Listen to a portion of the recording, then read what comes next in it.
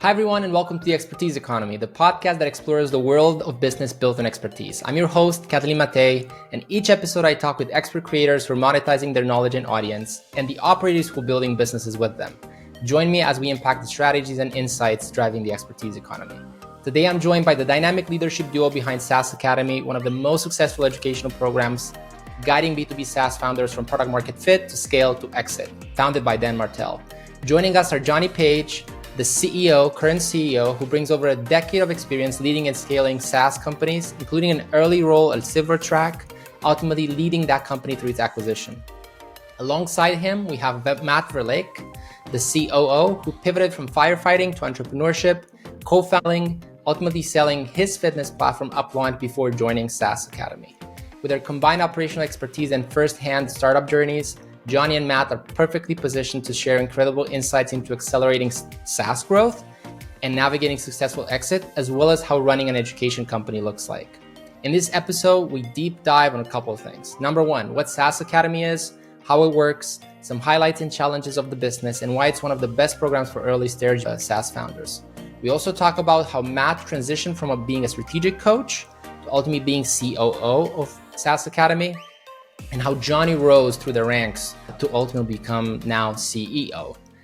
We also going to talk about why focusing on one thing is probably the best way to succeed as a B2B startup, especially when it comes to marketing. We're going to talk about how Matt and Johnny work so seamlessly together as CEO, COO combo, tactical advice on sales, customer empowerment, scaling up, and more, as well as a two-step approach for a founder of an education business to attract the best CEO, COO they need. Without further delay, let's jump in. Hi, Matt. Hi, Johnny. Thank you so much for joining me.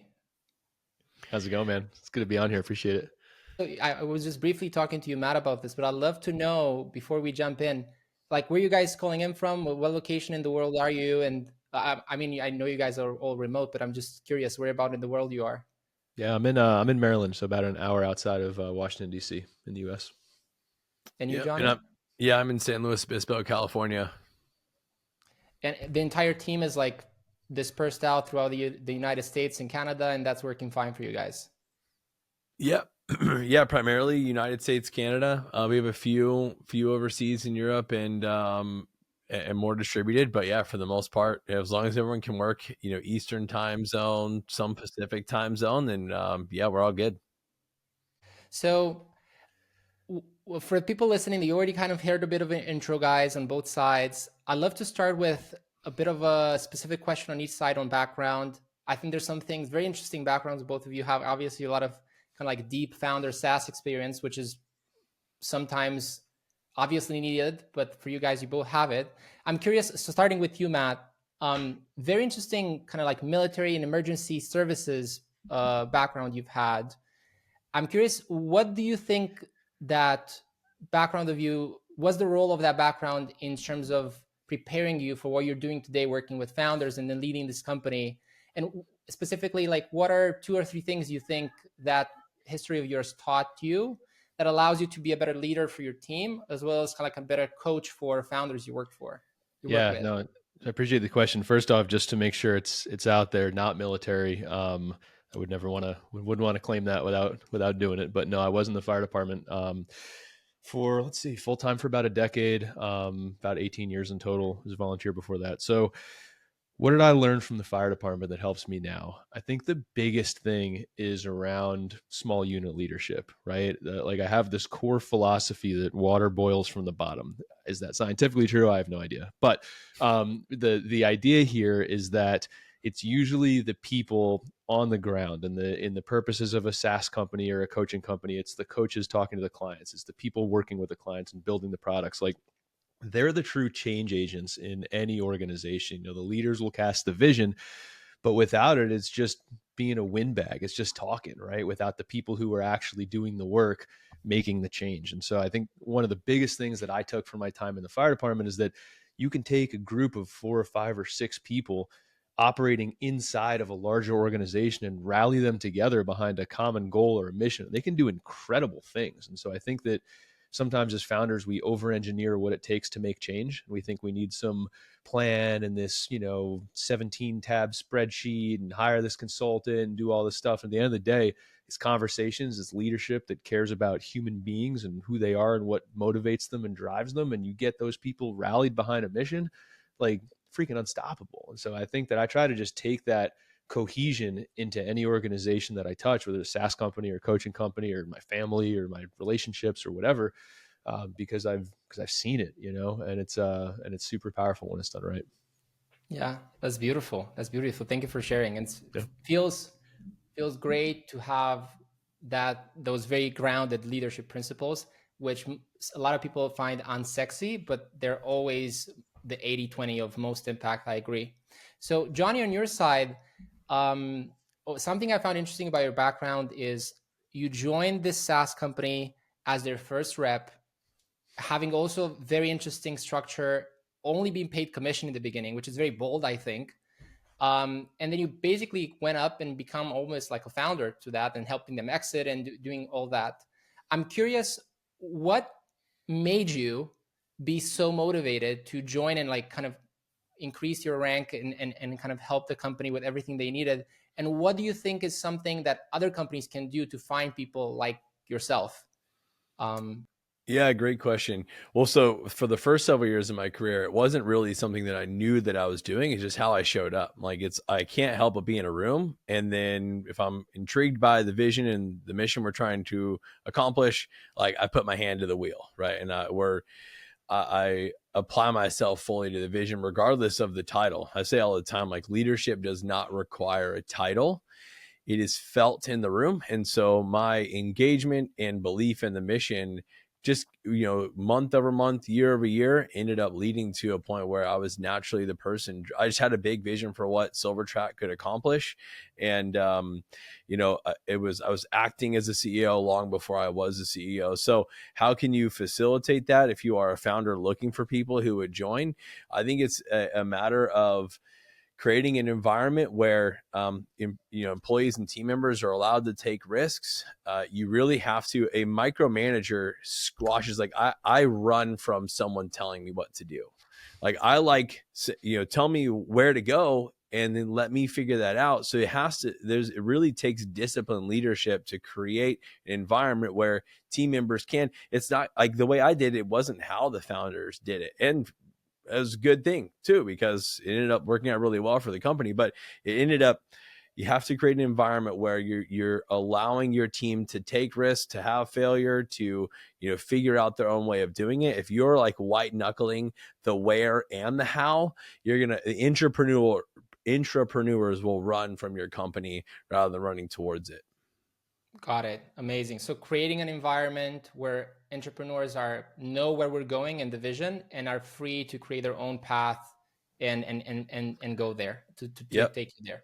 Yeah, Awesome. I call it all along. It was like I got to play in someone else's sandbox risk free. So I didn't have any skin in the game. I didn't have equity. I didn't have a large sum of cash that I put in. It was just my time. And all along I felt like I was learning. So what I lacked in equity in the company, I made up for in learning and being able to be creative and figure out how I want to go. Like, no one told me here's how the sales process needs to work. No one told me here's how onboarding needs to work or support.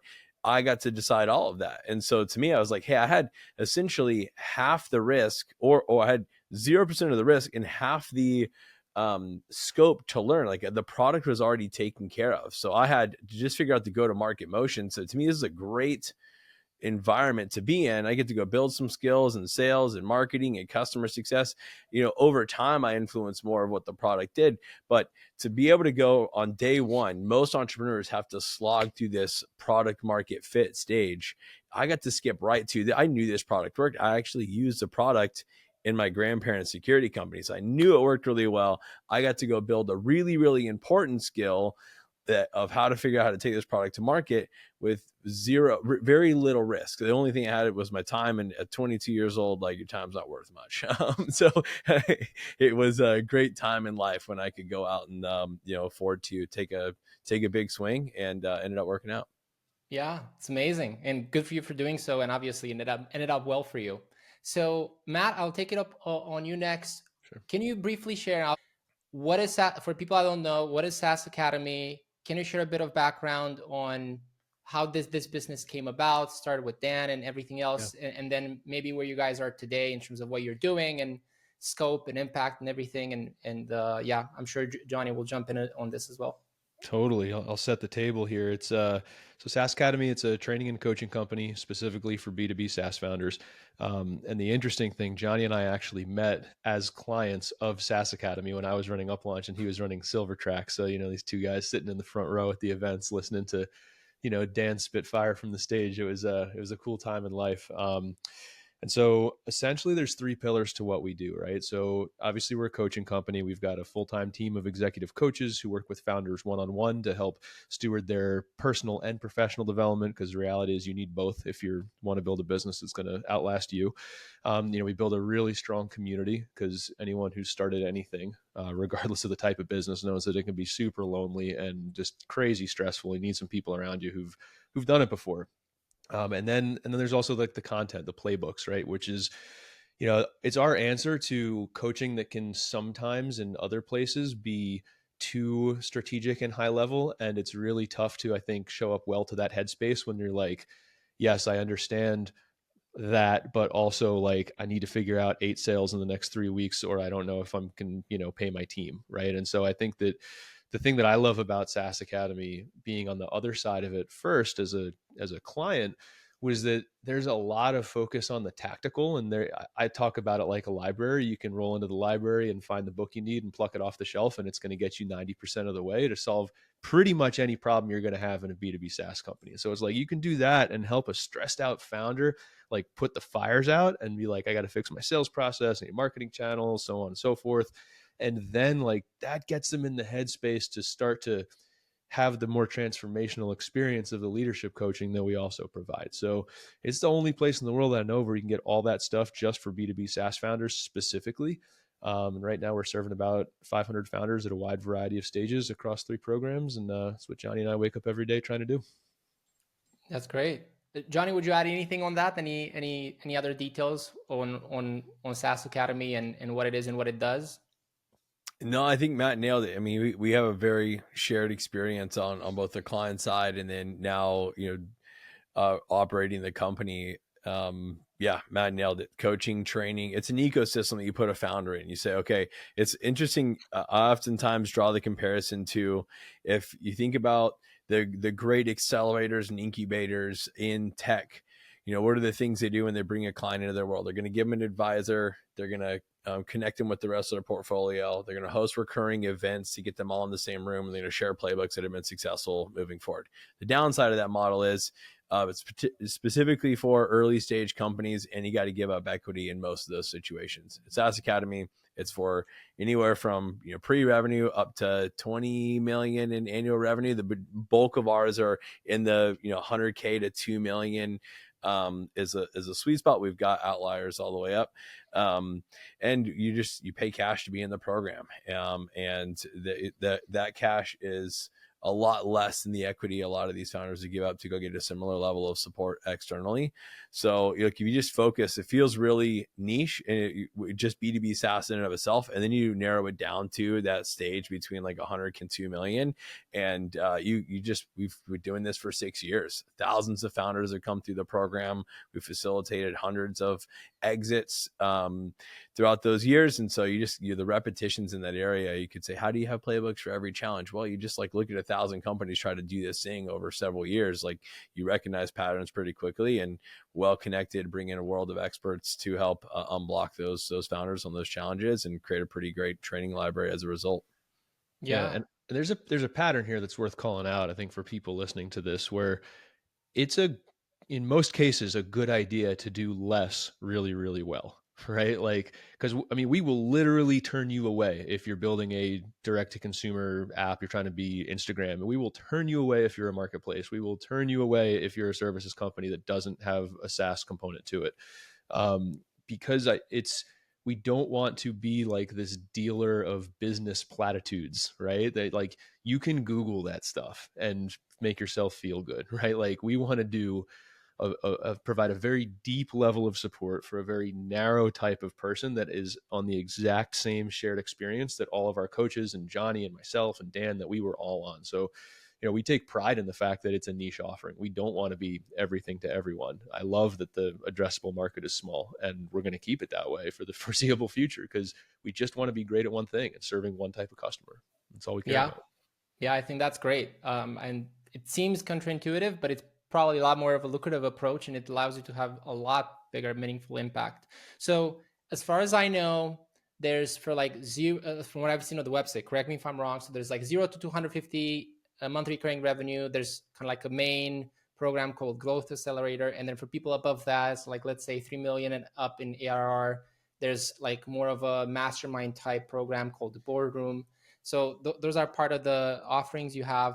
I'm curious for, and now they've shared this, that's probably a major difference, because most of the other accelerators that I know take equity, which also means they need to filter for founders and companies that are like venture scale in definition. So they can't be niche 20 million a year at 5 million profits. They can't do that because they won't get accepted in the accelerator, because they need to have some sort of way for them to get to like a venture scale approach. So it seems like you guys are much more focused to, you want to do a great job, you want to have a great company. If you want to take 5 million a year in profits in 5 years, that's good for you. If you want to exit, that's good for you. So it's a lot more of I wouldn't say traditional approach, sustainable approach, maybe a lot less connected to the venture kind of like 1 in 100 goes to a billion type approach, correct? Yeah, it's a huge part of our culture too, is that we want the founder winning in every area of their life. It's really, really common that you have a founder that sacrifices their health, their family, their relationships to have the business win. And that's just, it's not who we are. It's not, we don't coach our founders through that.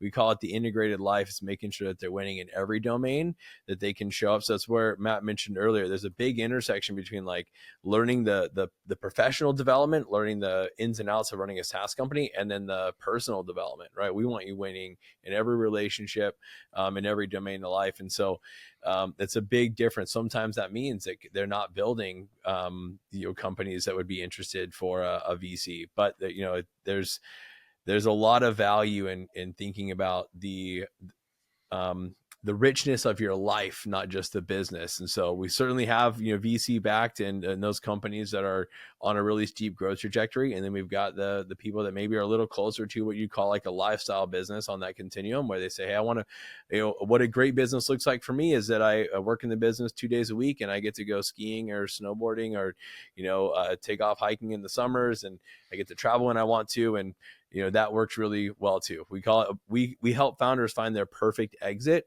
We call it a perfect exit because it doesn't always mean that we're selling the company. Sometimes it means we're out of the day-to-day grind. We have optionality, we have choice of how do we want to design our life. So it's a big part of what we teach and part of our culture at SaaS Academy.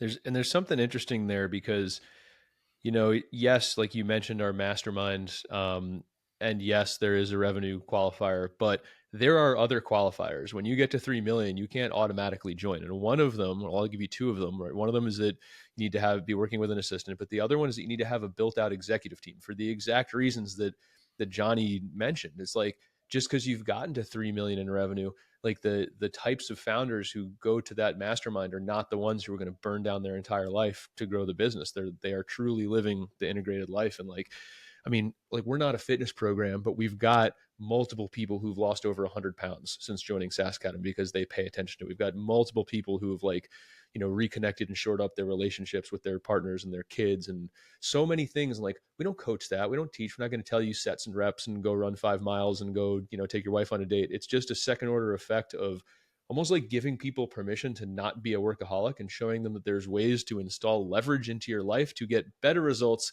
than you would have gotten just via pure effort. And then you can reallocate some of that effort to build the well-rounded life that you can have. It's all there for you. Just got to figure out how to do it. Yeah, that's amazing. So on some numbers here, I'm curious, the program has been, the entire company has been running for how many years now?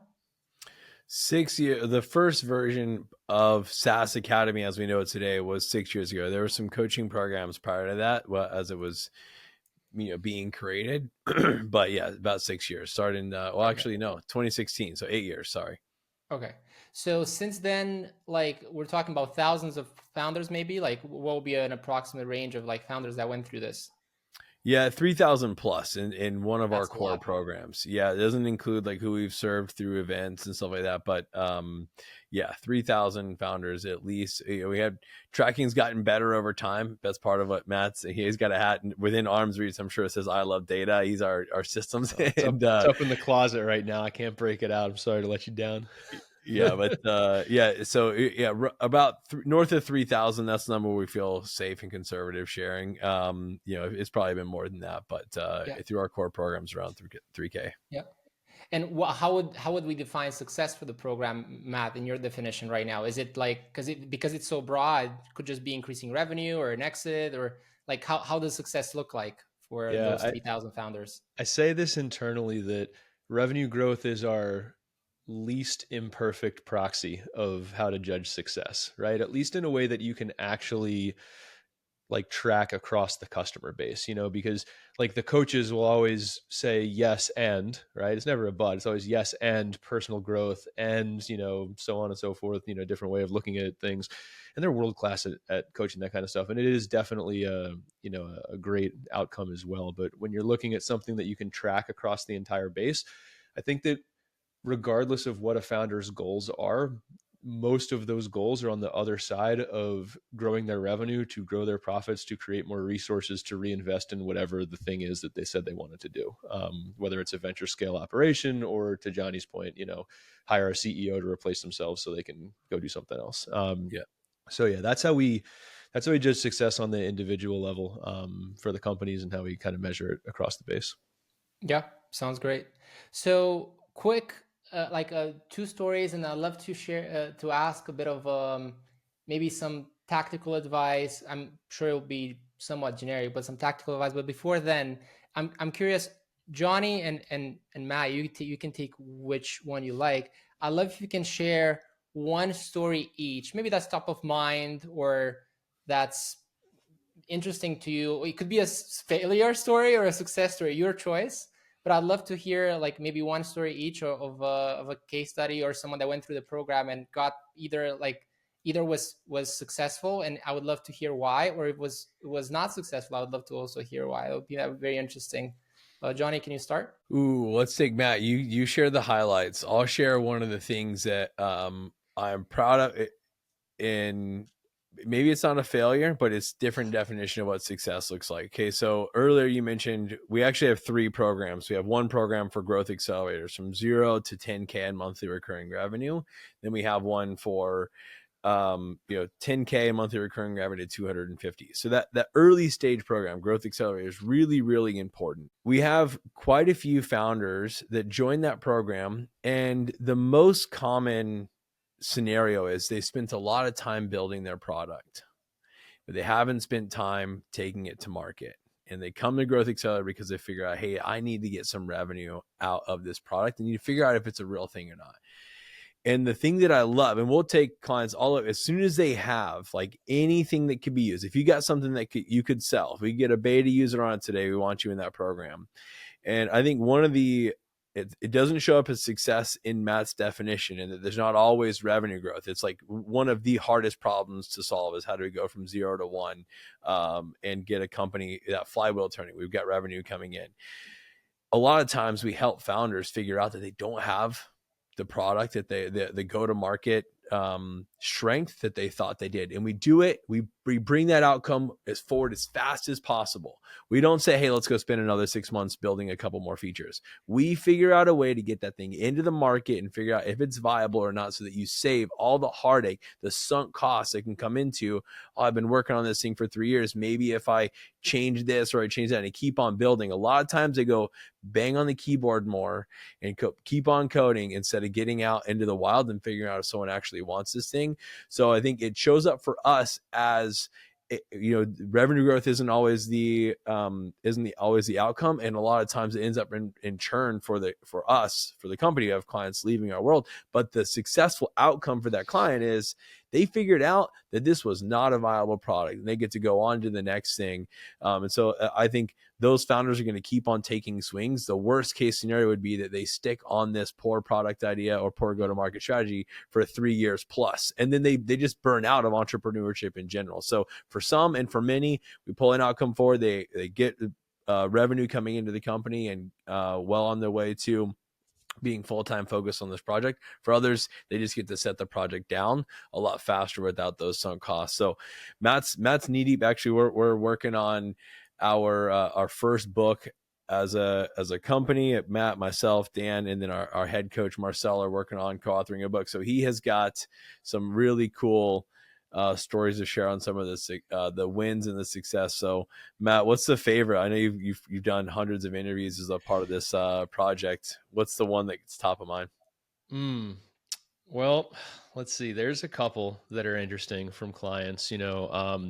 Chris and John Ronzio from Trainual were in the program for a couple of years, and they were a beautiful example. And I mean, like, John is an incredible marketer. They're both great on video. Like, I'm not trying to claim credit for their win, to be clear.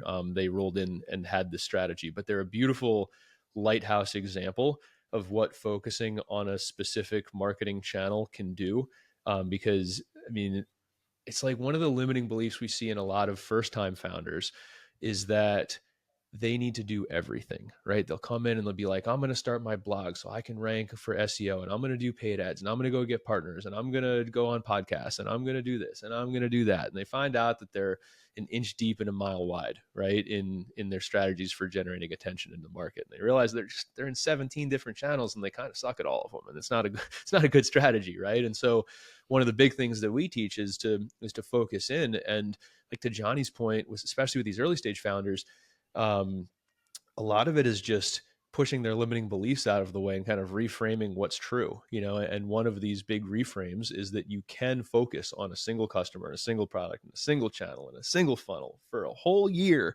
You can pick the wrong channel and still scale to $1 million in revenue before you get the next one. Like, you can do a lot of stuff wrong, and if you're executing it well, you can still at least have some signs of life in your company and like get over the hurdle and get to the next spot. So my point, talking about Chris and John, these guys ran paid ads on Facebook via videos from like 4,000 in MRR to like 130 something in MRR off of one strategy, one acquisition strategy. And they ran the hell out of it. And they got their acquisition costs so low and their CAC payback period so short that they were just able to reinvest so much into getting that flywheel turning. And it was just a really cool example of the benefit of focus and getting really freaking good at doing one thing. They live that, and their company's massive now. So, I mean, Trainual's a great example. I also had a fun exchange with my buddy Joe from Simple Consign. Like, pricing is another one of those limiting beliefs where it's like, it's just such like this correlation between like people have like issues around their self-worth, or I don't think my product's good enough, or like Johnny said, I'm gonna go bang on the keyboard, I need 15 more features before I ask someone for money. And a lot of the time they don't see the beauty in what they've already built and the value that people are getting. And so, Joe was at a point, he had scaled to 2 million in revenue and had never done a pricing increase before. And he finally did one. And I mean, it was it was like a 40% increase in top line revenue. And they lost one customer because it was obvious to his customers that he was doing more for them than they were paying him for. And it was just like this beautiful validation of like, damn, like, I built something that's really valuable, and my customers are, generally speaking, happy to pay me more for it because they know how important it is. Like, what an incredible reframe as a founder who's like, most founders, man, we're riddled with insecurity, right? We're like, I don't think I'm good enough. I don't think my product's good enough. I don't know what the hell I'm doing, so on and so forth. And like, it's this massive validation, and also unlocked the next level of his company. And he went on to sell that company for a whole bunch. I can't say anything else about that, but he did pretty well. So all that to say is like, there's so many stories like that. I'm trying to like at least get one or two of them in each chapter of this book, but it's just like what I said before when he said, why are we only B2B SaaS and not everything else? Like, do less, do it really, really well. And generally speaking, good things will happen because there's almost always more meat on the bone. And the biggest thing we see founders mess up once they've got a product that's decent is they'll like try something instead of doing something, right? A little less trying, a little more doing. Like, I'm just going to go commit. Like when Johnny and I started the podcast, said 100 episodes before we're even allowed to have an opinion on whether or not we think we should keep doing it. we're not even bringing it up until we're triple digits. And then we'll go figure out what needs to be next. Like, we're not going to try a podcast. We're going to do a podcast. So anyway, yeah, Trainual was great. Joe from Simple Consign was great. I could give you 1,000 more, but I know you probably don't have enough time for all of them. But yeah, there's some cool wins, man. Yeah, that sounds great. I know. Do you guys know Daryl Eves, the YouTuber? He works with Mr. Beast and everybody.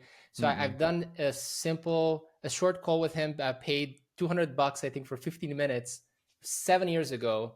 And I told him I want to start a YouTube channel. It was 60 seconds. That's how long the call was. He said, do 100 videos, call me after. Yeah. That's all he said. It was very annoying advice though. Like that, I felt really like, damn, like that's the hardest piece of advice I've ever heard, but that's what I've done. Now, I don't think a lot of people have watched them, but I wouldn't have gotten farther without that. So it seems very similar. Yeah. So jumping ship and also summarizing a bit, I think here's what I would like to do. If we can look at the segment of founders, like let's say they have product market fit, they're doing a couple thousand a month, maybe 10,000 a month, and they've got it to a couple customers and they're ready to scale that. So like 10,000 to 250, let's just look at that segment. Now that you've worked with so many founders, I would love each of your take on this. What do you think are the few things that you would consider as like, here's how I would approach taking this company from 10 to not maybe 250, but at least 10xing it. So 100,000 or maybe more. What would you say those couple of things are, Johnny, and then Matt on your side? You kind of mentioned some tidbits of this, but put them in a concise format. What do you think, Johnny? Yeah, it's tough to go a one size fits all, but there's a few models that we run a client through, or frameworks we run them through, that help us find what's the right thing for the client. So Matt mentioned one of those, and that is creating focus. So we have something called the scaling credo, and this is getting them really, really focused, almost being able to like write their strategic plan down on a single sheet of paper and say, here's where I'm at. A lot of times 10 to 100K is about doing less really, really well. So like a lot of founders that get to like 15, 20K, they want to hand off the sales hat. They want to stop doing sales. Worst decision you can make. We want you in that seat for as long as possible, right? Like focus. We want to go stack the wins. No one's going to be more compelling or have a stronger point of view on the problem and the product than the founder. So it's one of the first things we do is get really focused. How are we acquiring customers? Who is a customer we're servicing? What channel are we doing that through? What's the offer? And we stay focused on that for a minimum for a year. Stay focused on that for a year, on those one target customer, one channel, one offer. Stay focused for a year. So that's one of them. The other one will be we have a tool called the growth ceiling, because sometimes there's three main levers in the business, right? There's how many clients are we acquiring, there's how quickly are they, or how many of them churn on a monthly basis, and then how much are they worth for us. So we take those three inputs, we can figure out when is this business going to hit their ceiling. And then from there, we can figure out which one of these levers is the best one to focus on. So we might say, hey, we actually need to bring in more clients. Most founders are going to come into our world thinking they need more customers. Like that's the default. It's what we call chocolate. There's also retention, and a lot of them end up actually needing to focus on retention. It's very hard to outgrow high churn rates. So if you're doing like 5-8% churn monthly, that means we have to replace every single one of your customers in a given year. So you may want to focus on new clients, maybe more fun to focus on sales and marketing, but the necessity is to focus on retention. So there's a handful of these frameworks we run a client through. When a client comes into our world, we do 2 calls to build context. The first one's called the annual vision call. We figure out, what does the client want to build this business for? What's the why, right? What would be a dream outcome? And then where do they want to be in 3 years, and where do they want to be 1 year from now? Then we wrap up that first call. So it's all about figuring out the founder's experience, where they want to go. The second call is a strategic game plan session. And this goes from taking our 12-month goal and narrowing it down into a 90-day plan. And that is where we pull out the toolbox and we figure out, okay, based on a 12-month goal and where we're at today, let's figure out the delta. And then it's a system of finding and solving the constraint in the business. So figure out, is it churn? Is it pricing? Is it acquisition? Under each one of those, there's several more layers. Under acquisition, we can focus on traffic, on conversions. So it's a coach is going to go through this deduction process, and then we're in that call with a 90-day game plan that's like tailor fit for that client. I know there's lots of The podcast is the expertise economy. And I'll tell you, like, we have got this anchoring belief, and we've touched on it a little bit, but it is, at the end of the day, we have to make our clients successful. Like, that is the success of the company. If it was just about driving revenue, we would just sell courses. We have shitloads of content. I just sell courses. If I cared about revenue and profit, that would be all that we focused on. But we actually care about creating client wins. So that's why I said earlier, what's the success story? The success story is a founder who has a bad product idea and sets it down earlier and doesn't keep milking it for another 3 years, right? Win. Is that a win on our P&L? No. But it's a win for who we are, right? Is it a win when a customer exits their company and they stop paying us as a client? No, on the P&L, no, it's not. I'd rather them stay in business for longer, but absolutely it's a win. So it's anchored around, some of what I'll touch on here might be foreign to, like, we've created a unique model that holds intention. At the end of the day, we have to win for our customers. Then we're going to figure out an efficient model to deliver that experience. And we've tinkered around with a lot of different models. When do we do one-on-one coaching? When do we do group? When do we do training?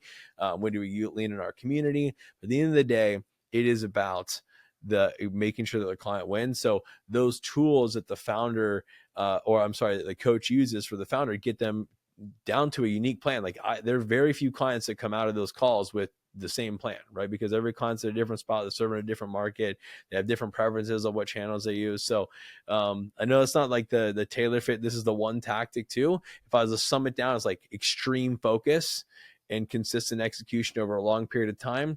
And our coaching and training just make sure that it's pointed in the right direction. Awesome. Thank you, Johnny. Matt, what would you add on that? And maybe one other thing you would share, and then we'll go forward. Yeah, it'd be a pretty big red flag if I had a totally different approach to company building than Johnny, huh? No, I mean, what he just laid out, honestly, with the growth ceiling, the 3 levers that you can pull, and then the fact that you can figure out which one of those is going to be the most beneficial one to focus on first, like, that is our OS. That is the crux of our operational model in SaaS Academy. Literally what he just explained is the first 2 chapters of the book that we're writing. Like, that is the SaaS Academy, Dan Martell, Johnny Page, Matt Verlaque approach to building a B2B SaaS company, period, full stop. So he did a beautiful job articulating that. The one thing that I would add to it, and it's not necessarily a playbook or like the one thing, but I think it's a common thread throughout any of the things that we end up recommending, is building comfort and value in knowing your numbers. Because it's really, really hard if the answers to those questions are words instead of numbers. You know, how many customers you get? A bunch. You know, how many you lose? Some.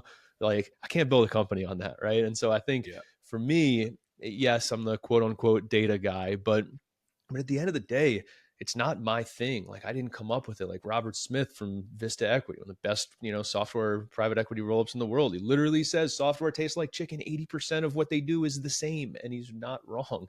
So I think that just understanding that, like, we titled the book Software as a Science, and the play on words there is that a SaaS company is 10% art and 90% science. It's mostly math. Like, the art is the product idea. It's how do I help my customer with my unique point of view do something better than somebody else can. That's cool.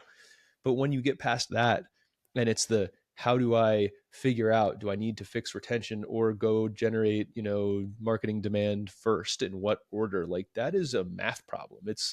It's variables and equal signs and multiplication and dividing. It's not subjective. It's not an opinion. And so I would just say to any founder in any business, doesn't have to be SaaS, like, listening to this, like, if you don't know your numbers, at least at the basic level, the ins and outs, the revenue, the profit, the costs, the customers you're winning, the close rates of your sales process, your retention, like, just those basics, do that first, because it will make every other decision you make better. In the absence of data, you make decisions based off of emotions. And the problem with emotions is that they come and they go pretty freaking fast, right? And so I think that if you can just focus on your numbers and take the emotionality out of your decision-making process, every other decision you make in your business will get better. That's amazing. Thank you. Thank you both for that thoughtful advice and making it concise. Thank you. So switching a bit on the kind of like behind the scenes business building side. Obviously from the outside, people know Matt, your COO, Johnny, your CEO. So I think people from the outside see that. I'm curious if you can both share just quickly, where do you see like your different responsibilities, and where do you like, where does it draw, like this is where does it intersect and where does it not, but roughly main responsibilities on each side. And I'm curious, what do you consider to be kind of like in your role the kind of main superpower you have? I'm sure you work together very well as a team, but Johnny, let's start with you. What do you consider main responsibilities and kind of like superpower zone? Yeah, it's funny. I think we're adding more and more, or the more we get to know each other, the more that we know, oh, is that a Matt problem to solve or a Johnny problem to solve? But the beauty of it is like Matt and I both have the founder bone that's like basically any fire, we got to be able to run to it. So like to start, it just was like, hey, we got twice the horsepower that the average company has in it. And that like both of us have that high degree of give a shit to go solve every single problem in the business. And so, I would say as it started to formalize, certainly like operational structure. And this is like the data that we're paying attention to, the meeting cadence. This is from like annual calls down to quarterly, down to weekly, that Matt keeping the human and financial resources of the business focused on the main problem is his superpower. And it's like when those problems come up, we're like, at the end of the day, like him and I might chop it up on what we think. We collaborate on a lot of our decisions, but like I'm going to trust whatever Matt's decision is in that realm. And I think that the on the flip side of that coin, like the role that I play is I've have spent a tremendous amount of time with Dan and some of the best coaching and training leaders in the industry. So like when it comes to product decisions, how are we actually going to deliver the experience for our clients? Like I would say that we default to me wearing the product hat more frequently, but there's not a single there's lots of decisions. I shouldn't say that. There's lots of decisions that we each own in our own area of responsibility. But for the big ones that affect like how we, the 3 and 6 month, like big levers in the business, like there's not a single decision that Matt and I aren't both collaborating on. Matt, I'm curious. Yeah, this will be fun. We might uncover some like differences in a point of view here, but I don't know. Anything I left out there?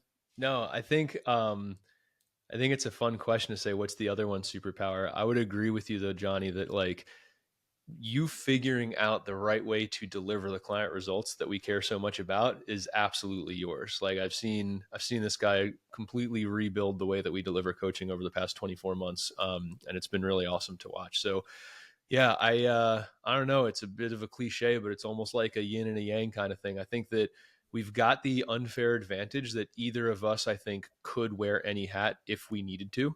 Um, but we also have the other unfair advantage that we each like the ones that the other one doesn't like as much. Yeah. Like Johnny could, supervise the finance team and they do fine, but like he doesn't love that stuff as much as I do. I could supervise the sales director and he'd do fine, but I don't love that stuff as much as Johnny does, and so I think that we've got a really cool opportunity. Even when it comes to stage of company, I love 0 to 1. Johnny loves 1 to 10. So like I spend a lot of my time in the accelerator helping those people find early product market fit, and Johnny spends a lot of his time in the boardroom, with people who are 3 million and up. Like we each have this cool opportunity to do the thing that we love, and I don't really think we've ever like elbowed the other one out of the way to go chase an area of responsibility. I think we always both step up to it, but it's usually a pretty clear decision of whose zone of genius is it going to fall into. I kind of hate that term. It feels egotistical, but you know what I mean? Like who's going to be better suited to go do it. Yeah. So it's worked out pretty well for what it's worth. Yeah, that's great. So couple last questions and we'll finish up in around 10 minutes. I'm curious, so let's go back in history. Let's start with you, Johnny. When you joined SaaS Academy, or maybe more specifically when you were leading revenue, I'm curious, what did you do in those, let's say, first couple months that was like really impactful in that role? And then I will go to Matt. I'm curious, Matt, when you switched from strategic coach to being COO, I'm curious, like what were the first couple of things and then the first few months that proved the most impact as, let's call it as an education company, though it's not technically, in any case, there's some nuance there. But Johnny, what do you think? What were the first couple months looking like this for would be you in fun. the revenue position? Yeah, both Matt and I came into the company at times when there were some like big mountains to climb. So this is a great question. So when I took over revenue, we were spending about 130 to 160K in ads every month. And our primary funnel for acquisition was we would pay to promote lead magnets, these free resources for download, and we would create marketing qualified leads off of those downloads, and then we would continue to retarget them and or email them until they booked a growth session with our team. So it was entirely, they didn't get handed off until sales, until a meeting was scheduled, and even then, like, marketing owned confirming the meetings.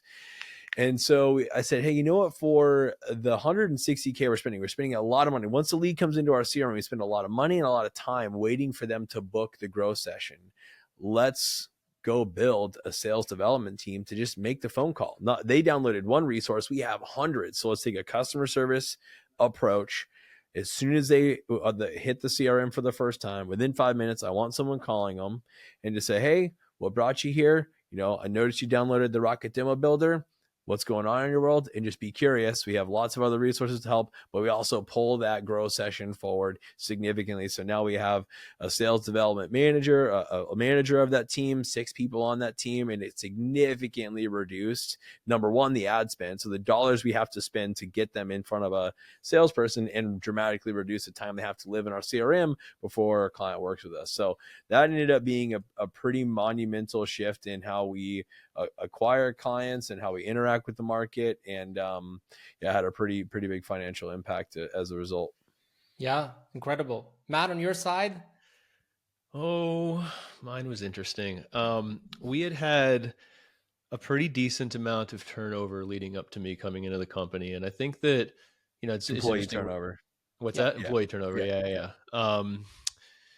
Yeah, Johnny did a podcast with Clayton Mask, the founder of Infusionsoft, a while back, and he has this framework where he calls it, what do you say, Johnny? The ones and threes of business, right? So it's like 100K, 300K, 1 million, 3 million, 10 million, 30 million. Like, everything changes when you hit these ones and threes. And so, as we were, we crest a couple of these milestones. It's in any business, it's natural that, some leaders are going to evolve and continue to raise the bar and develop, and some leaders are going to hit their ceiling and step off the bus, and that's cool. We had a few seats on our bus we needed to get figured out. And so, like, when I came in, and this is a core belief of mine that I know Johnny shares too, it's like your ability to hold a standard in a company is limited primarily by your ability to go find top talent to come work in your company. Because if you don't have the ability to find these people, then you're going to tolerate more and more, because the fear of having the vacancy and the pain that it causes. If I lean on this person to hold a standard, what if they leave, or what if I have to fire them? But then no one's doing this job, and I don't know if I can find someone better, and blah, blah, blah. And this whole, like, start to spiral out of control. So the biggest thing that got my attention when I first came in was all around talent acquisition. That's why I made those videos on it. Like you were telling me, you watch, like, our talent process is super tight. Like, we're sub 40 days from posting a job to accepted offer across every role. We hire less than 0.5% of people who apply. It's kind of crazy. But we've really taken a scientific approach to making that as good as we possibly can, because I feel like every goal that Johnny and I have, and every crazy idea that he comes up with, he's like, hey, Verlaque, let's go do this. It's on the other side of us finding the right person to steward that idea. And so if we can't do that, we can't do anything else. We would have hit our ceiling from a company size and from an impact size, more importantly. And so it was all about people until we got that solved. That was my first thing. Incredible. And we're coming up on a end, and if we can run a few minutes late, but if not, this will probably be last question. And I'm curious. So when I look at the education space, there's an exception with influencers. I call them influencers. They have like a big audience. If they're super business people, which is the case with Dan, then these things don't apply. But most of the time they're not. So the hardest challenge I've seen people go through with their educational companies is they get to a point and it's all reliant on them. So key man risk is like they're doing everything. They're also the brand ambassador. They're also like, so they're the marketing, they're the product, they're the ops, they're everything. And I'm curious, on each side, what do you think the importance of Dan having such a public persona was in the beginning? And what did you learn after transitioning, let's say, from him on your side, Johnny, maybe more on the revenue and product side, and your side, Matt, maybe on the operations side? Johnny, let's start with you. What do you think?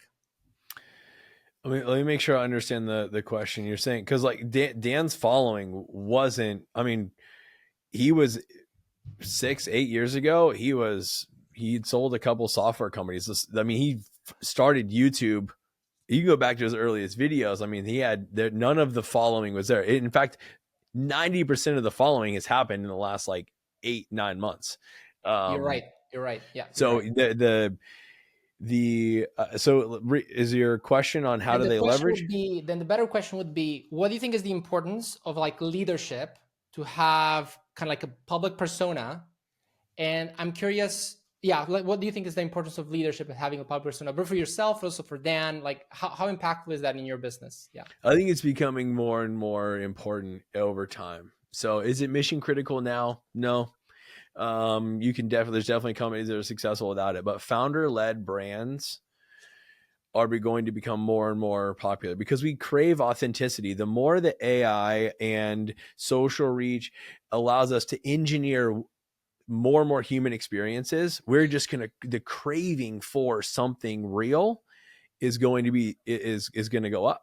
And so how do you do that? How do you show what's real? I think the easiest, the cheat code for the company is the founder sharing the point of view and the reason why, and also sharing the process of building the company. Like, so we encourage many of our founders, show your work, just show what you're doing, like talk about the client, talk about the problem, and you do that over a long period of time. You actually don't have to. I think a lot of people would be like, oh, I could never be an influencer. And if you look at it through that lens, like you're right. You probably know if you sell to, you sell to marketing agencies, it's probably gonna be pretty tough to be an influencer. But you don't need hundreds of thousands. Like you just need the right 5,000. And so just keep shining the light, and one at a time, you get better at communicating your message. You attract talent. I can't tell you, I know for sure, Matt and we don't have this like, we're both early in the journey of putting more time and effort into communicating outside our community, what we're working on and who we are, our point of view. Even with the limited exposure and reach that we have right now on our own personal brands, it absolutely influences the talent we're able to attract, the clients that are in our funnels and wondering who's this company about. You get a sense of the personality of the company. So it's not about volume, it's about the quality and the timeliness of the interaction in that content. So I can't overstate enough the personal development that happens when you start sharing. Like you got to think about, what do I know? What do I not know? You become a lot more reflective. You get better at communicating. You attract, it has this dog whistle effect in the market. So I can't overstate it. Again, it's in a I'm saying that with this in a vacuum. The founder also, early stage founder, has to think about how many sales demos am I doing? Am I working on the product? There's a lot of other competing priorities. So it's not a one size fits all, but the trend of marketing over the next 3-5 years, much more founder led brand. You're going to need a human on the other side of it. So Matt, any different perspective on your end? Yeah, I mean, I think you covered the why on creating content really, really well. But I think the other thing that I think of, naturally taking an operational lens to it, is I think that having someone, I like that term ambassador, right? But having someone who has been there and done that, who is playing at a very, very large scale, but is one step outside of the day-to-day operations of the company, it also gives Dan a really incredible lens to challenge Johnny and I through on our thinking, because it's like the closer you are to the decisions, the bigger your problems feel. And the closer you are to your decisions, the more likely you are to make little decisions to keep tweaking the thing. And I want to fix this by Friday, and then my July goal is X. And Dan's really good at just like throwing an elbow sometimes and being like, yo, I don't care about this. Like, where are we in 3 years? Riddle me that. And it totally reframes this conversation. We'll come into something that Johnny and I are stressing about. And he's like, none of this makes sense. It's actually this simple. Just go look at 1, 2, 3. And we're like, damn, dude, you're right. I hate when you do that. And so it's like, it's really, I think it's really helpful to have somebody who's at that level of entrepreneurship be, I don't want to say at arm's length, but almost a little bit, right? Like one step out of the day-to-day stuff. So he's not distracted by the stuff that sometimes will distract Johnny and I trying to run the company day to day. And I think that it's a really beautiful lens where he can bring in, like, we'll have this call every 2 weeks where we get on a call and there's like a rule, unless it's an emergency, you can't talk about anything that's closer than 18 months away. And then like drives Johnny and I bonkers sometimes. We're like, really just want to talk about this thing that's like next quarter. It's like, nope, not talking about it. 18 months, dude. And it really forces you to have a different lens that we might not otherwise have. So it's a really cool dynamic that I haven't had in any other company. Yeah. Yeah. If you don't have a Dan Martell as a partner in the business, that's also the value of a coach as well. They'll help. Yeah. They'll do that for you. Quick question for Matt, and then I'd love for you guys to share some call to actions on your side. And we'll in any case, so quick question, Matt. I'm curious. I've asked Johnny this, but for founders who are thinking through, I call them transformational educational experience. I think that's what you guys are doing, because otherwise you would just sell courses, which is great, but doesn't create any transformation. So if you put yourself in the position of someone like Dan, who has a vision for a transformation that can happen in a space, what do you think that person can do to attract an operator, a person like yourself, in helping them build what most of the time they're very bad at, which is the operational side, the process, the linear side of meetings and finances and everything, KPIs and so forth? What do you think is a couple of things that they can do or think about that they can attract a high quality person like yourself? Is it the incentives? Is it being clear on what they want? What do you think? I think it's an answer that might not be for everyone, but I can tell you what it was for me. I think step one, and Dan says this all the time, and so does Johnny, you have to have a vision big enough for everyone else's vision to fit inside of it, right? And so, like, I wasn't always a COO, and honestly, my list of people that I would be the number 2 guy for is pretty freaking small, you know? And so, like, I was weighing the opportunity of working in this company long-term against going to CEO another B2B SaaS company, right? And so, like, there was no shortage after my first exit of like things to go do. And so what got me, because people ask me this all the time, like, where is Matt hiding? Where's another Matt? I'm like, I don't know. Because like you have to be able to play at a level that can take someone who already wants to play at a very high level and be like, I can actually go faster with this person as my partner or inside of this ecosystem than I can go alone. And so I think that's the first part is, you know, whatever caliber of person you want to attract, you've got to be 10x from a vision side, like what those people are. Otherwise, it's going to feel like you're playing small, right? And people like me and people like Johnny and people who, you know, we don't want to play small. Playing small is gross. So that's number one. I think from there, the thing that, like, that's what got me to step in. But the thing that kept me is also the amount of personal development that I've been able to experience as a direct result of being in the role. Because what it wasn't, like to Johnny's earlier point about, like, you know, people run from micromanagement, it wasn't, you know, Dan as the CEO at that time when I first stepped in saying, hey, Matt, here's how ops works. You do this meeting on Tuesdays and you do this and you fill out this spreadsheet. Like, I would have been like, dude, I love you, but I'm going to go do something else. Right. It was, here's this big thing. And here's what I would love a couple of key outcomes to be. And I would be really happy if you went and figured out how this would work. And then I think to myself, shit, I don't even know if I know how to do that. Perfect. That is the entrepreneur's dream. Let's go figure it out. You know? So I think you also have to be comfortable leading through outcomes and shoot the right gap between high expectations and patience, right? Because that is a continuum. You know, you want everything tomorrow. Maybe you get it, maybe you don't, but you can also be too patient and tolerate someone who can't figure out how to solve the problem. So I think that, like, it all comes down to creating the right environment, right? So, like, yes, incentives are important. Yes, you know, resources and team and all that stuff's important. But you can have all of those things and still have a really bad environment, and it's not going to get the right person in the door. So I think that's what it comes down to for me.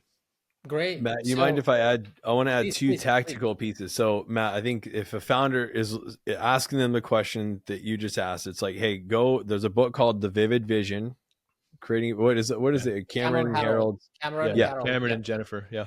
Write a vivid vision. Step one. Step two, pick some type of assessment. Like, we use predictive index. There's also the Colby assessment. You need to know what's your makeup. Where do you default grades at? And then you go find the counterpart to that. So, like, there's, you know, Dan, very high quick start.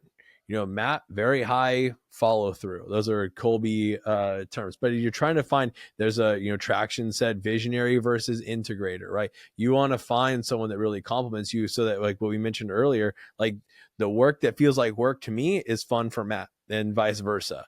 And so you want to be able to, in a spot where like the work we're working on is energy producing, it's, easier to get into a state of flow and do your best work there. That's part of like knowing who you are, and then that exposes who do you need. So from a tactical level, get a vivid vision in place, and then pick an assessment. So as you're evaluating candidates to come in and fill that integrator role, you don't hire your match, which is easy to do. In fact, they're probably the people who you jive best with on an interview.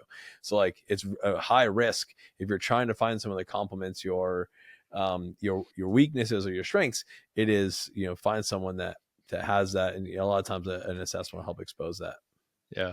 I'll throw one other thing. I know we're about out of time, but like start small. If you're a founder thinking of giving meaningful equity to go try to find someone who complements you, like that's number 17 on your list of things to go do. Like work on a project with this person, go try it out, go do some kind of work, like you look at my relationship with Dan. I was a client for 3 years. I showed that I was able to execute. Then we started another company together, and I was coaching part-time in SaaS Academy. And then at that point, we came in, and Johnny, the specifics are different, but the trend is the same, right? 3 years in a client, seen him exit, work together. Like, just like, don't get married before you go on a date, because it's one of the things that will wreck a company. You can have a great product with customers who are throwing their checkbooks at you. And if you and your co-founder blow up, you can kill what would have been really, really beautiful. So like, just do some work with someone first, give them some money, like figure it out. Just try to do anything together before you like interview someone and do a Colby and you're like, I'm going to go to, war with this person or whatever. Like, you don't know how they're going to show up. You just don't. Yeah. So like, just go easy first. I love it. Johnny, you want to add anything before my last question? Before my last kind of maybe mention, yeah. No, I mean, I think the Matt hit, it's like have the big vision. That if the vision matches, then it's not too big of an ask to go to someone and say, hey, let's crawl before we walk and walk before we run. Let's work on our project together. This is where I'm going. If that sounds exciting to you, it's a great place for us to start. But I'm not getting married on day one. And just be confident that the right person's out there, and hold a high standard. Yeah, super. So Matt, Johnny, thank you both for your time today, and thank you for your patience with the 9 minutes above time. We're going to have all of your social links. You're both putting up some really interesting content, definitely very underviewed for the quality of the content. So that will probably change soon. And thank you both. Anything else that we should know about? Any announcement? And there's a book coming out. It's probably too early for that, but is anything else we want people to know? The links for all the socials are already in there, so we don't need to talk about that too much. Anything else? And after that, thank you so much, and we'll be in touch. Yeah, what do you guys think? Not for me. We'll be screaming about the book on our socials everywhere we can. So we're targeting like an early October launch date for that. Okay. SaaSacademy.com. If you're a B2B SaaS founder, we'd love to talk with you. That's all I got. Yeah. This was great. You gave us a chance. Matt and I co-host a podcast, so we're on the other side of this frequently. It was really fun. You stewarded the time well. A great conversation. So appreciate the opportunity to come on and jam with you. Super. Thank you both so much. Thank you. Thanks, guys.